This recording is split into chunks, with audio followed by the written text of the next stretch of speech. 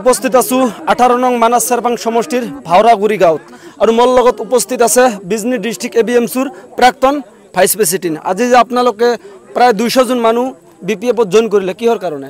যিয়ে নহওক আমি বিপিএফত জয়েন কৰাৰ কাৰণ এটাই হল আজি আমাৰ হাগ্ৰামা মহিলাৰ যেটি নেতৃত্বত আমি মানে হুকি হৈ বিপিএফক মানে মনে প্ৰাণে ভাল পাই আমি সাইটৰ পৰা চাই আছো যে কোনে কেনেকুৱা কাম কৰি আছে। বিগত ইমান দিনত মই সংগঠন কৰি আহিছো, আহি সংগঠনৰ পৰা অব্যাহত লৈ বিপিএফৰ নীতি আৰু আদৰ্শ ভাল পাই মই আজি এই কমসে কম বহুতো ইয়াতে ইপিপিএলৰ কৰ্মকৰ্তা আছে, তথাপি এখেত বিপিএফক ভাল পাই ইপিপিএল এৰি বিপিএফত যোগদান হৈ আছে। আৰু আপোনালোকৰ আশীৰ্বাদত আমাৰ 18 নং মানাস চেৰপাঙত আমি আৰু বহুতো জইন প্ৰগ্ৰাম আমি ল'ব পাৰিম। বহুতো আমাৰ মানে বিপিএফৰ মানে আশাবাদী যাতে আমাৰ চৰকাৰটো আহিব, সেইকাৰণে মই আজি নিজেও বিপিএফত জইন হলো।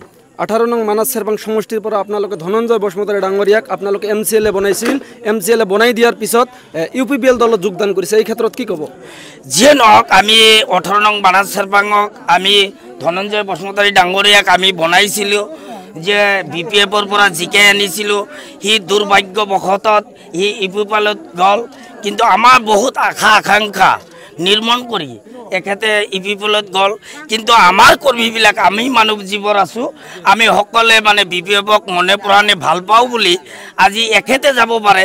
এখেতে ব্যক্তি ভাল, কিন্তু আমি দলটো ভাল পোৱা নাই, তাৰ কাৰণে আমি বিপিএফত যোগদান কৰিলোঁ। প্ৰমোদ বড়ো চৰকাৰে আমাৰ মাইনৰিটি এলেকাত কেনেধৰণৰ কাম কৰিছে? আজি চাওক, কামৰ নামৰ ভেকু ভাওনা একো নহয়।